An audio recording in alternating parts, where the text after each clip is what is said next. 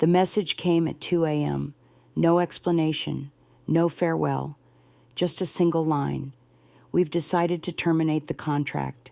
Wishing you the best.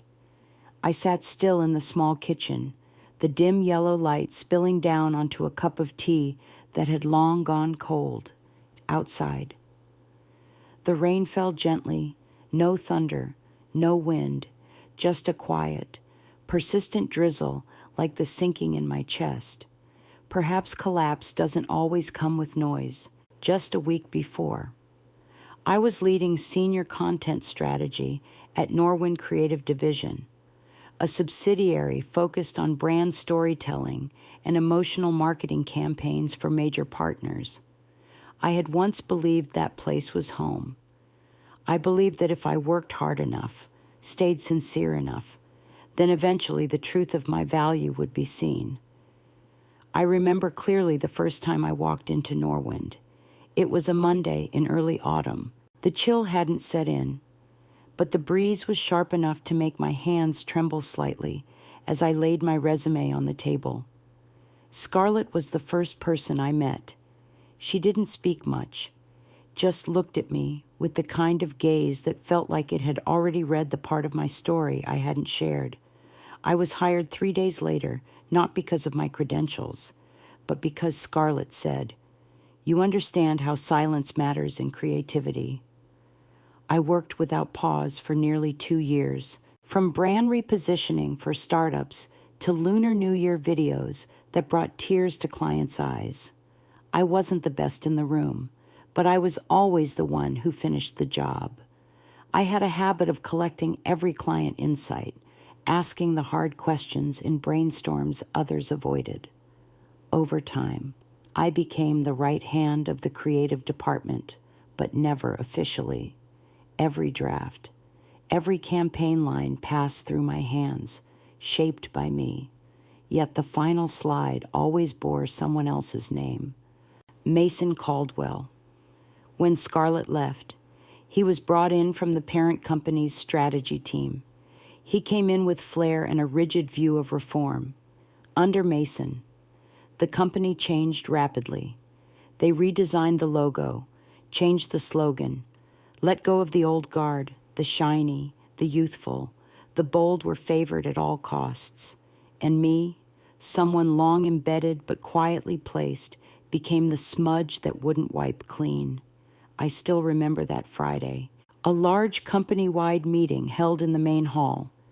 Mason stood on stage like a TED Talk speaker, shouting polished phrases, optimization, automation, creative system renewal.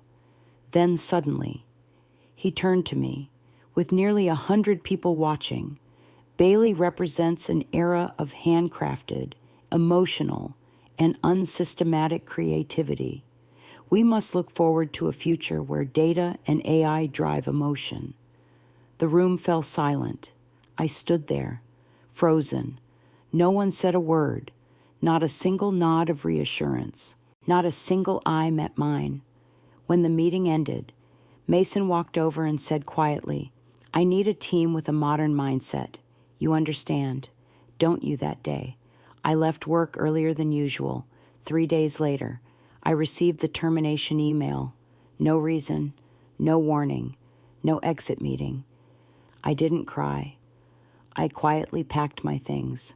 I placed my old notebook back on the shelf in the meeting room, the same one where I had written our first-year plans. No one saw me off. No one asked. I returned to my apartment.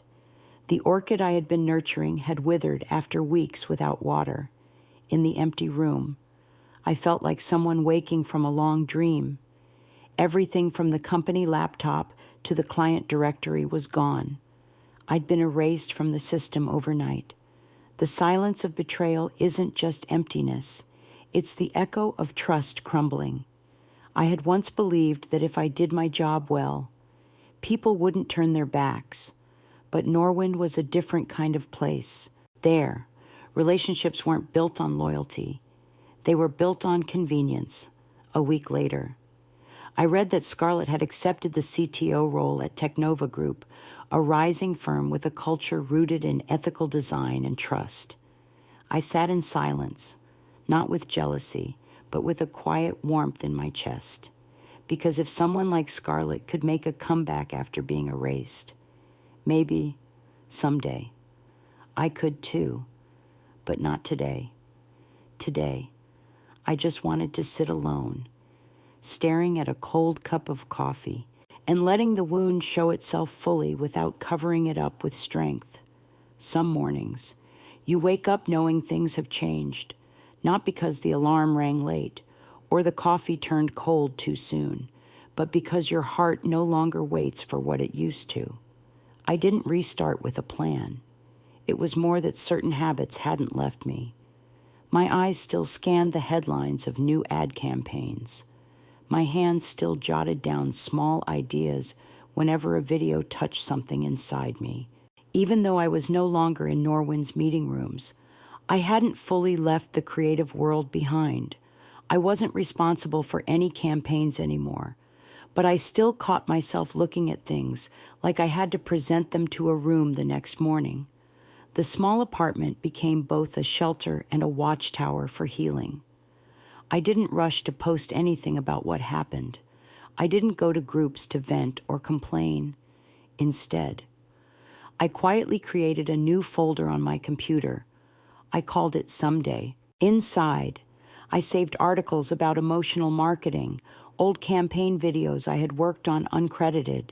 I started reaching out to friends I had once freelanced with during college, not to complain, just to say hello and ask if they were working on anything fun. Most replies were brief. Some were awkward. Some didn't reply at all. But one stood out. Her name was Min, a freelance content creator now living in Da Nang. From the start, Min spoke to me like she trusted me already. "Would you write a landing page for me?" she asked. "I have a friend launching a recycled fashion startup.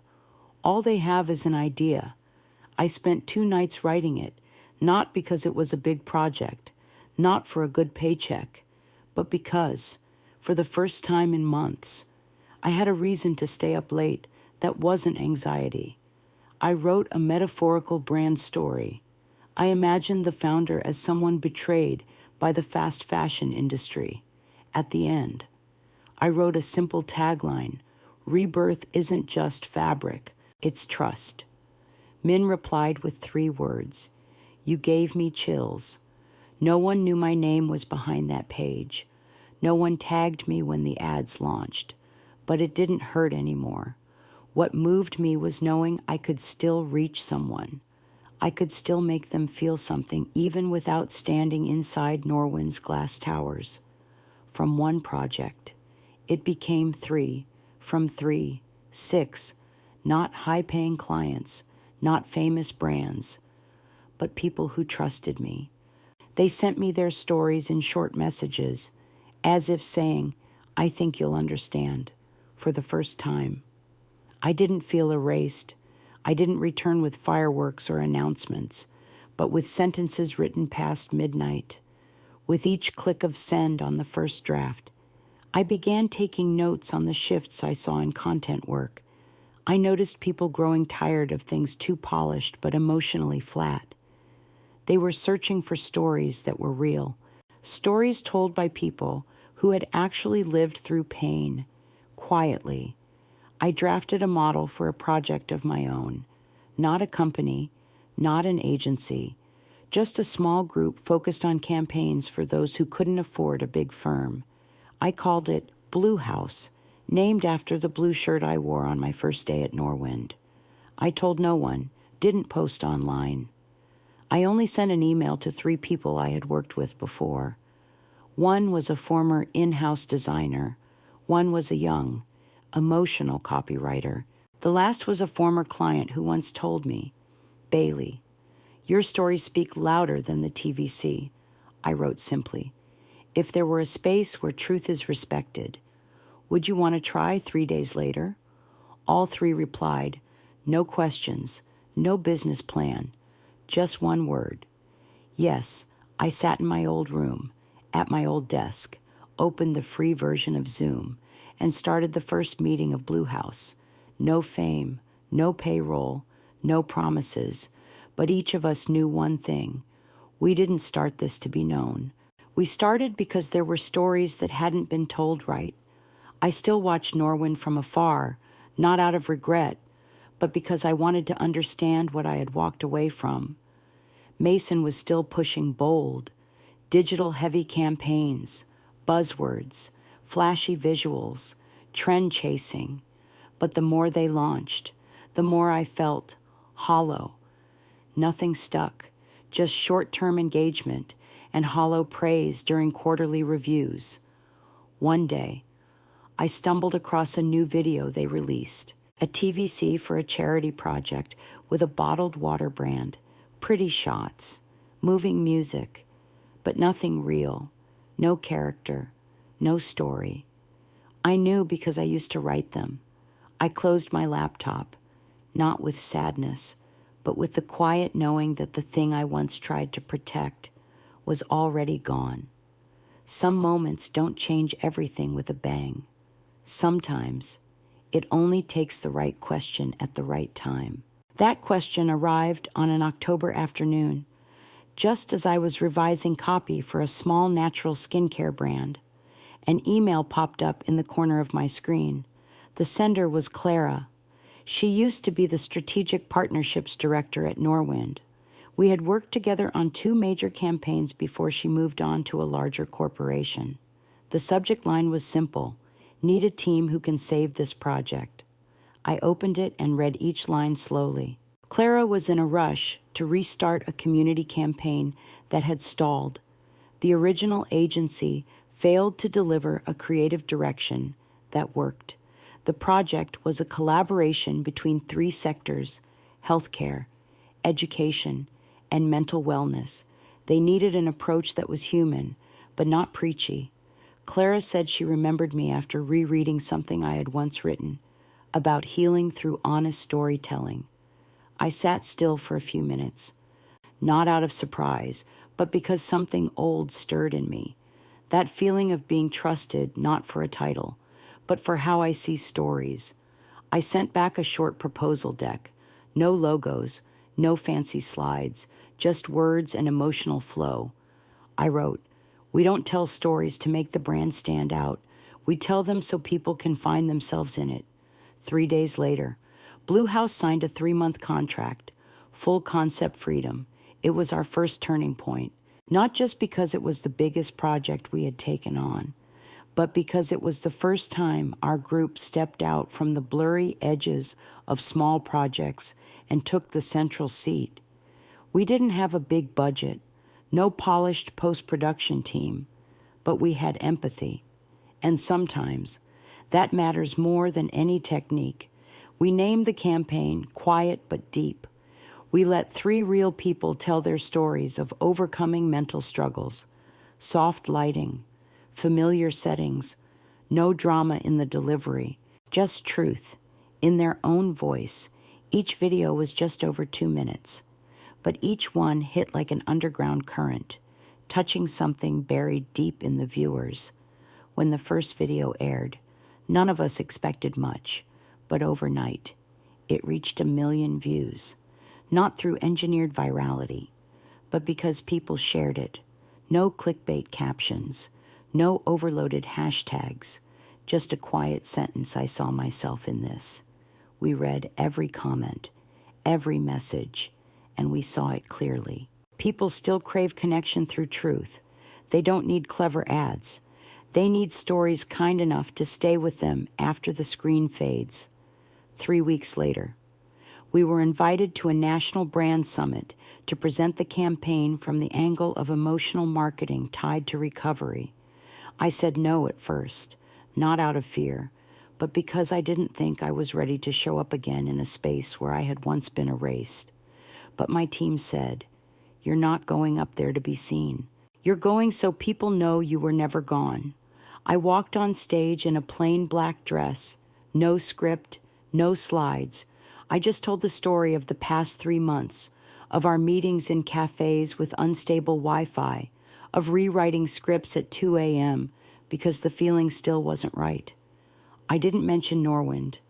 I didn't say Mason's name, but I knew they were there, because right after I stepped off stage, I saw a familiar face, Philip, Norwin's former head of planning, standing in the back row. He didn't speak, just nodded slightly, and in that look, I knew they knew. The campaign, quiet but deep, spread quickly across the marketing community, not because we pushed it, but because those once overlooked in the industry began sharing it. A week later, a deep dive article about the campaign appeared in a major journal for the first time in nearly 2 years. My name appeared under the byline, the voice behind campaigns that move people not through effects, but through honesty. It was around that same time that Norwin fell into a PR crisis. One of their new campaigns for a major brand was publicly criticized for using emotional content that felt staged and insincere. A few bloggers spoke up, saying Norwind is trying to mimic empathy, but forgot that real connection starts with listening. The most liked comment under the post read, "They should have kept people like Bailey, who understood human stories." I didn't respond, didn't share it, didn't comment. But later that night, when I opened my laptop and saw my name again among analytical lines of industry critique, I sat still. For a while, no spotlight, but the light still found its way to where it belonged. 2 weeks later, I received an internal tip from a former Norwin colleague. Mason had been asked to step away from all creative decisions following the failed campaign. The executive team temporarily handed over operations to a strategic council. Clara was now one of the lead members. I didn't feel vindicated. I just felt that things had returned to where they were supposed to be. Mason once dismissed quiet workers, labeled those who didn't speak loudly as outdated, but in the end, he failed because he didn't understand one thing. Not everything quiet is obsolete. Some things stay silent because they are listening, building, waiting until the moment is right to be seen. One morning, I woke up and no longer feared the sound of incoming emails, no longer flinched at late-night calls or unread client messages. For the first time in a long while, I looked at my weekly calendar and didn't feel a sting in my chest. Maybe that's when I knew I was ready, not just to work again, but to return. The quiet but deep campaign continued to spread. People who once doubted slow storytelling, who dismissed real-life narratives, began asking if we were taking on new projects. Blue House, once a loosely formed group of freelancers, suddenly became a destination for brands seeking truth over slogans. But I knew something clearly. Quiet success would always be questioned unless it stepped into the light. And I knew, too, if I stayed in my safe zone forever, my silence could be misunderstood all over again. It was around then that Clara sent an invitation. Technova Group was organizing an industry forum on ethics in emotional marketing and media. This year's theme, the return of authentic value in creative ecosystems, Clara wrote. Bailey, you should stand there, not to speak about Norwind, but to speak about what everyone thinks is outdated kindness. I hesitated. My name hadn't appeared on any stage since Mason publicly humiliated me in front of the entire company. Everything I had done since then happened behind the camera. But this time, I wasn't standing for myself alone. I was standing for a generation of quiet content creators, the ones labeled not fast enough, not young enough, not modern enough. I said yes, not with a grand statement, just a simple nod over Zoom. Clara didn't need more than that. The forum was held at the city's new conference center. I arrived early, standing backstage, watching the rows slowly fill. The Blue House team came with me. No uniforms, no logos, no formality. We were still a free group, but this time, we weren't there seeking validation. We were there because we had built something solid enough to speak from. I opened my talk with a question. How do you tell a story that's not extraordinary, yet still stays in people's minds? The room went silent. I didn't wait for an answer. I simply shared our journey, how we started in a cafe with borrowed Wi-Fi, and how we grew through campaigns named by viewers, not by headlines. I didn't use jargon. I didn't present data. I just told the story of the time we paused a project midway because the brand didn't stand behind its message. I told them about the nights we urged a client to keep an imperfect clip in the video, because it was the only moment when the subject truly cried. After I finished, there was no thunderous applause, but I could see it clearly. The way they looked at me had changed. I wasn't the girl erased by Norwind anymore. I was someone who stood up afterward and built a model that could survive without sacrificing its conscience. The week after, Blue House received an investment offer, not from a venture fund, not from a name brand sponsor, but from Technova Group itself. They wanted us to become a fully independent unit within their network with complete creative and operational autonomy.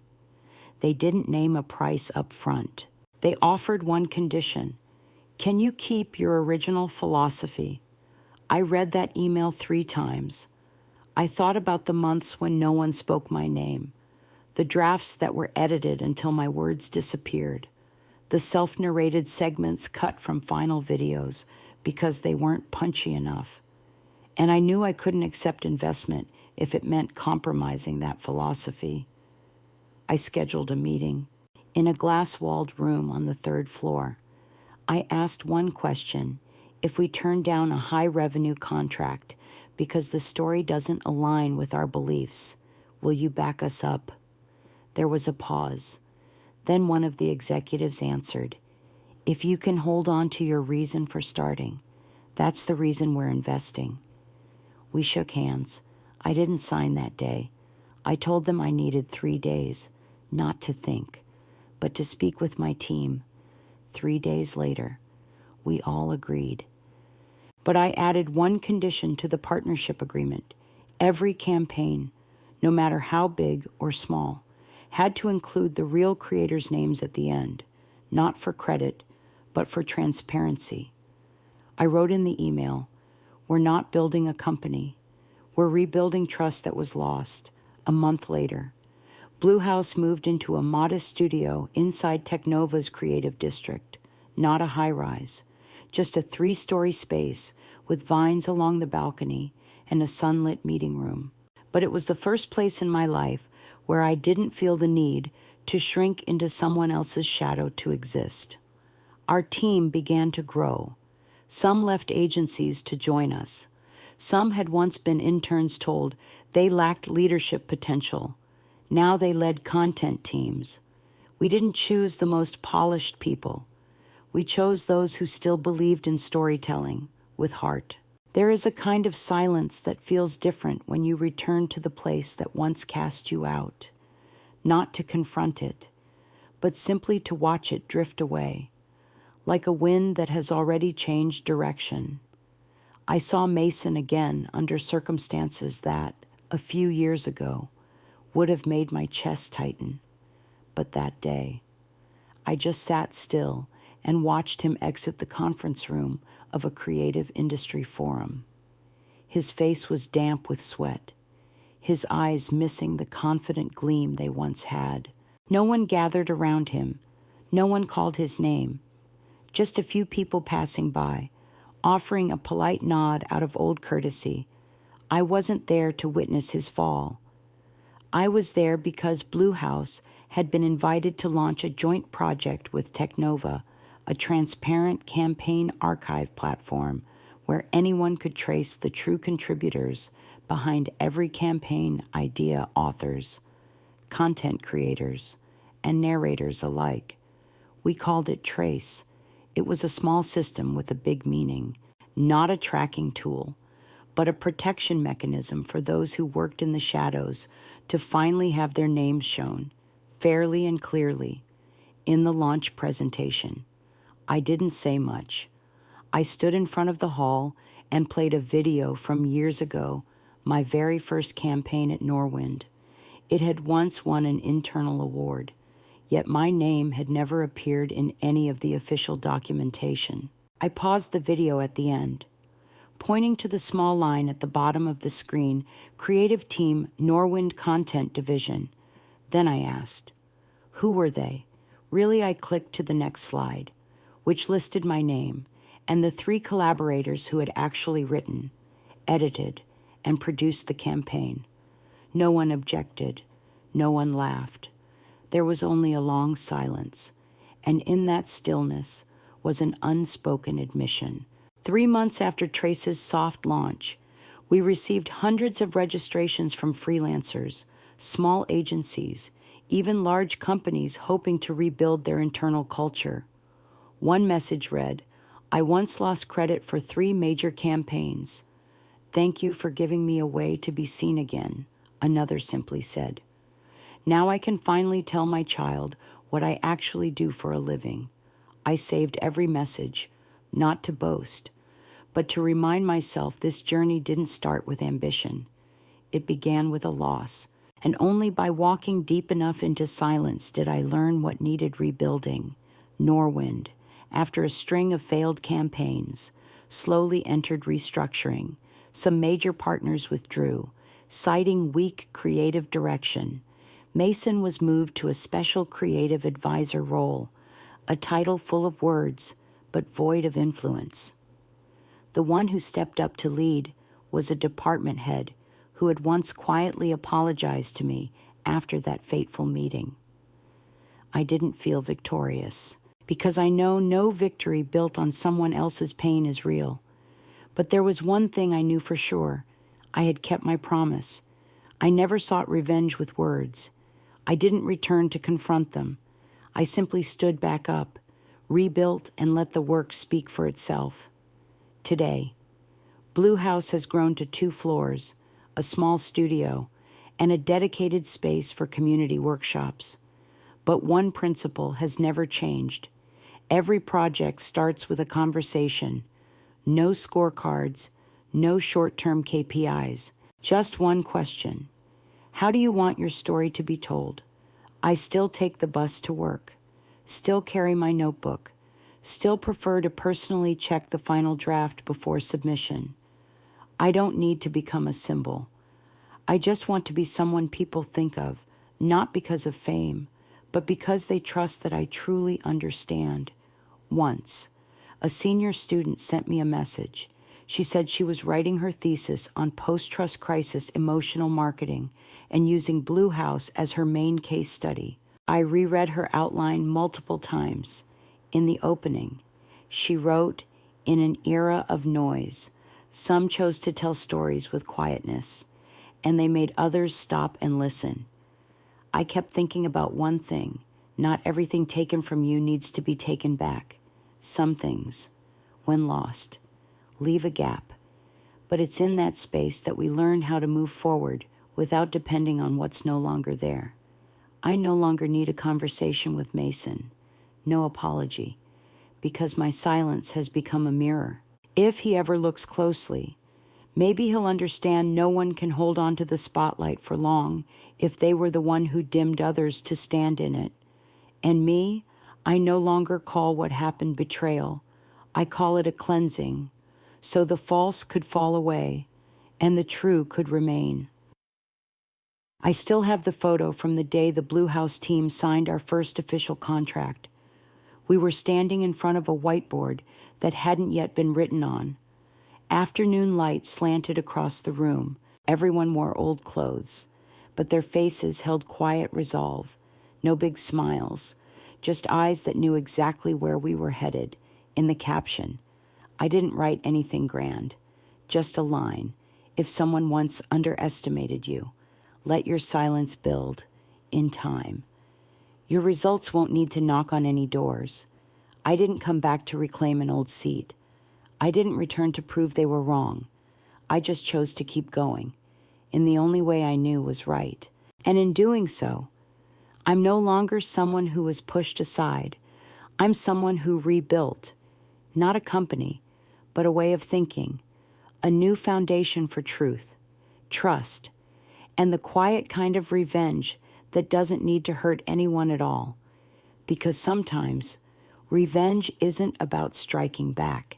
It's about standing firm and letting others realize what they lost when you were no longer in the room. So now, what about you?